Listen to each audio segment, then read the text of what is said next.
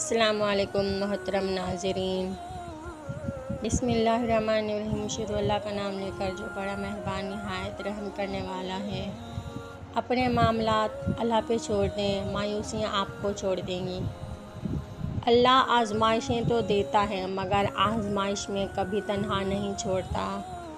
خدا کے فیصلے ہماری خواہشوں سے بہتر ہیں۔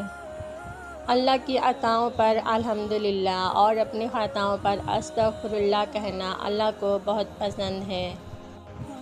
وقت اچھا ہو یا برا، اللہ پاک کبھی ساتھ نہیں چھوڑتا، اور اللہ بھر دیتا ہے وہ زخم بھی جو کبھی بھرنے والے نہیں ہوتے۔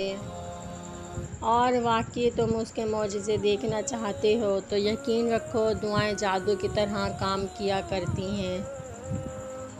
اللہ سے دعا مانگو اور دعا کی قبولیت پر یقین رکھو، کیونکہ اللہ غافل، لاپرواہ اور مایوس کی دعا قبول نہیں کرتا۔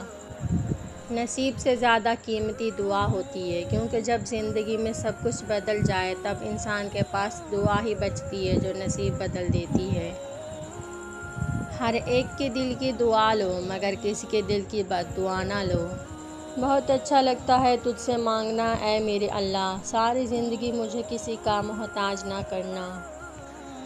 خاموشی سے کی گئی دعا اور محبت دونوں بہت طاقت رکھتی ہیں۔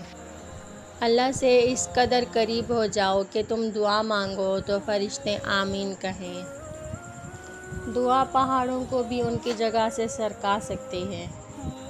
دعائیں رد نہیں ہوتیں، بس بہترین وقت پر قبول ہوتی ہیں۔ تہجد کی توفیق مل جانا ہی اس کی اور اس میں مانگی جانے والی دعاؤں پر قبولیت کی نشانی ہے۔ دعا کی قبولیت کی اس سے بہتر نشانی اور کیا ہو سکتی ہے کہ اللہ نے اب تک آپ کا دل دعاؤں میں لگایا ہوا ہے۔ جب مانگنے کی توفیق وہ دے رہا ہے تو کیا قبولیت کی یہ پہلی نشانی نہیں لگتی تم کو؟